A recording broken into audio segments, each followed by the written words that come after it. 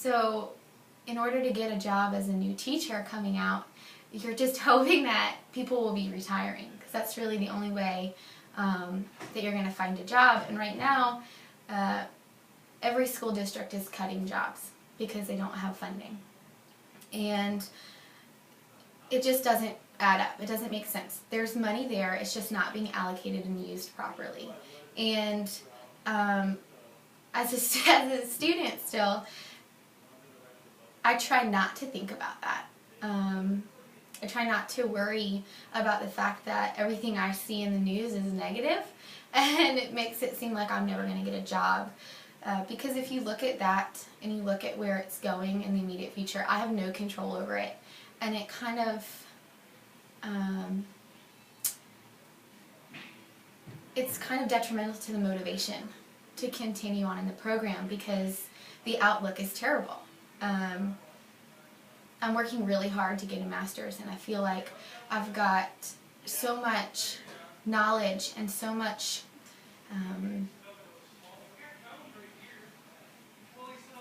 enthusiasm to get into the classroom, and to think about the idea that I might not be able to find a job for years really affects that, and it affects my desire to continue on. It gets really frustrating.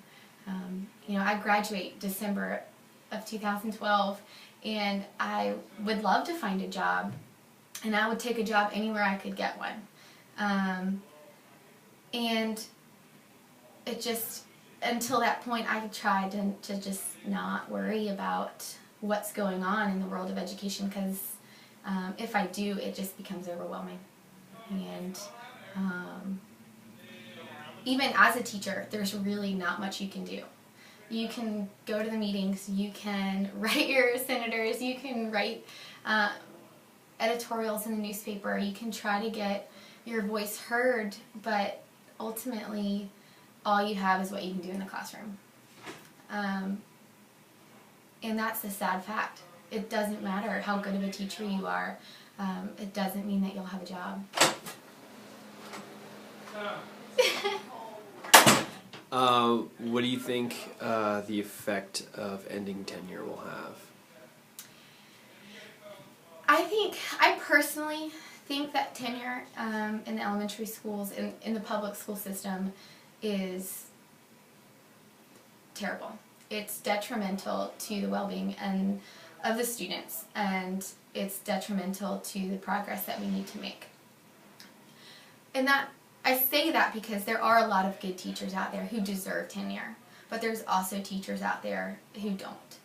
And if you look at the education world, it's very cyclical, and there's years where hiring is great, and they hire a bunch of people who are going into teaching because they don't know what else to do, and they really don't love it.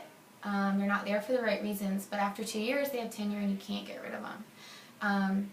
No other professional has that job security. Everywhere else that you go, you're going to have evaluations yearly, bi-yearly.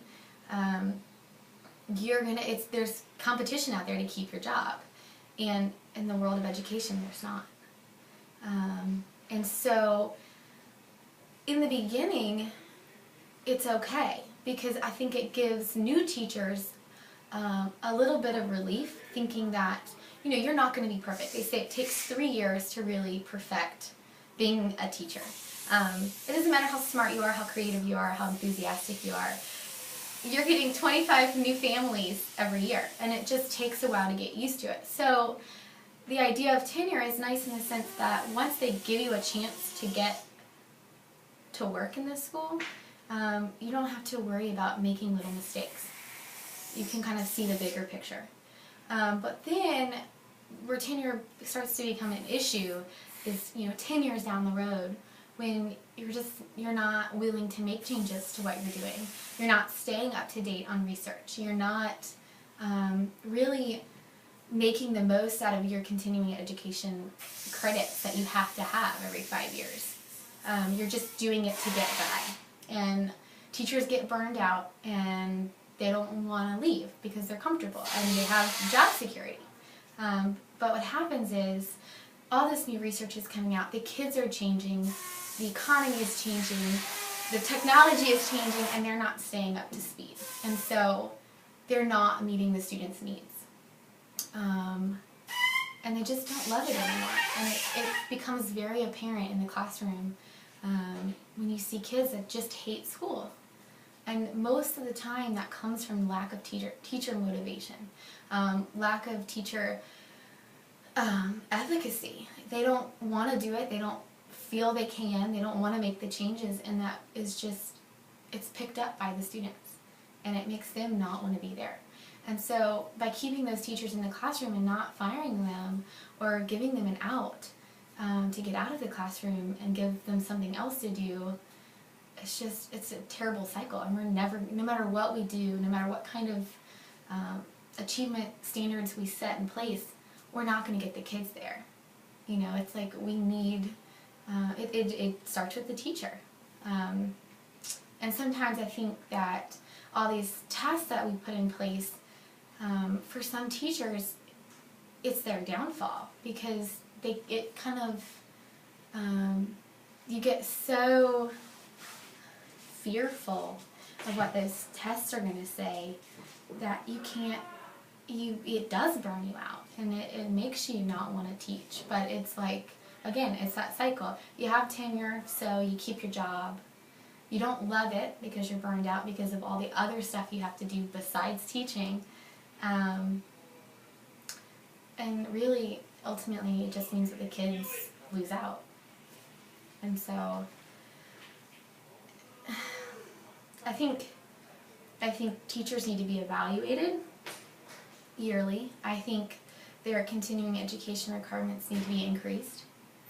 I think there needs to be more human resources in schools and worry less about the technology that's available, because you can put all the technology in place and have it accessible, but if you don't have somebody who's willing to use it, knows how to use it, who's enjoying being in a classroom, it doesn't matter. And if you don't have the people there, the kids don't care. They still need human interaction. So I think this whole tenure thing, it's just another way that the government is grasping at something to make changes, and they don't know how to change it. They don't know how to fix it. The system is broken. It's been broken, and we see it in cycles. You know, they put these No Child Left Behind standards in place, and yesterday they granted 10 states waivers. They don't have to meet the standards by 2014, and they're hoping that every state will come up with alternatives, because the government really doesn't want to take over education. They can't. It's impossible. And it boils down, I mean, it's such a cluster.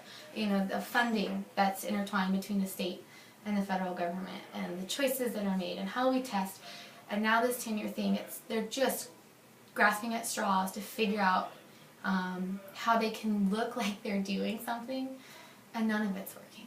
You know, it's like, there is no one solution. Do you think charter schools are maybe a viable option?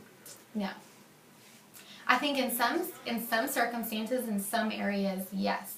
There are a few very good charter schools out there, and they get a lot of publicity, and they've been in the media a lot, and they look really great, but they serve so few students. We don't know how they're going to work out in the long run, and I'm talking like 20 years, 30 years, 40 years. They've got great ideas, but there's also just as many, if not more, charter schools that are doing worse than the public schools for these kids. And we don't see that as much in the media. Again, I think it's a viable option, but a lot needs to happen to make sure it's going to work. And that's not always going to be the case. And we're also leaving those kids' education up to chance, because not everyone can go to a charter school. It's a lottery. And so it's like, your number didn't get picked, sorry, and you see that kid and their life changes forever because they didn't have an opportunity to get education. What we need to do is stop focusing on what the school is and just work on the whole community, getting all the schools in the area up to par so that no child feels like they have to go to a charter school. That's the problem. If you live in an area where you have 10,000 students trying to get into 700 spots, why? That charter school's great, but what's wrong with the rest of the schools? What can we do? Like, why does that need to be the only option? You know, if these are public schools, where's the funding? Because charter schools are funded by the same, they can get, they can get private funding, but they also get government funding. And why are they so gung-ho to put their money in these charter schools that are run by private companies? Like, what else is going on? It's just like everything else in a capitalist country. I mean, you know, there's money. You know, money feeds everything. And if public school systems are too large that people can't figure out how to fund them appropriately, maybe we need to break down the school systems even smaller. You know, like you look at counties here, and they get state funding and they get local funding, and of course those schools in wealthier areas get more local funding, so they're obviously going to be better than the schools in the poorer areas. And we have things in place, like if they qualify, they can get more federal funding for their Title I students or whatnot, but it's still never equal, and it's never going to be equal. And so those kids are not going to have the same opportunities. And we can't provide all opportunities in a school. And that's what it's becoming. Like, everything has to come from the school. Food, parenting, opportunities, education, I mean everything. And we can't do it all. Teachers can't do it all. And by trying to do all the other things besides teach, content comes last. You know, if you have, it's so, which I guess ultimately you can't think about it like that as a teacher or as somebody who wants to go into teaching. There are so many negatives and there are so many things against you. Most people look at you and like, why do you want to teach? Why? Like, why do you want to set yourself up for that? Why do you want to put yourself through that kind of stress? And if you ask anybody who wants to teach, it boils down to the kids. Because if we don't do something to help them, we're looking at a terrible future. Because we're not going to have people to run the world. We're not going to have people to continue on if we don't improve and don't try to teach these kids. So it's just there is no answer though to any of these questions. Do you see any positives out of the budget, like and the tenure situation that you've looked at? The one positive that I can see is that people are still trying. They're still looking at something. They're still trying to figure out what they can do to make it better. There's always going to be negatives. But at least they're still trying. So if they stopped, if it was never an issue, if it was never brought up in a political race, if it was never brought up to the legislator, it was never talked about, then we really failed. And then it's really a problem. But the fact that it's always, it's maintaining a large focus in the government's eyes, that's a positive. Because if it's not talked about, it can't be changed, it can't be fixed. So I think that, and I think that it's increasingly getting more attention than it's ever had in a while. So I think that's a positive. And I think it's that more people are starting to really look at it than the people who are directly affected. And the people who are directly affected, I mean, obviously the parents and with school-age children and the teachers that are directly affected. But now you see, like, on a college campus, people are aware of what's going on in the public school systems. They know what legislation's out there. They know the budget. So having people aware and concerned about it that aren't directly affected is a huge positive as well.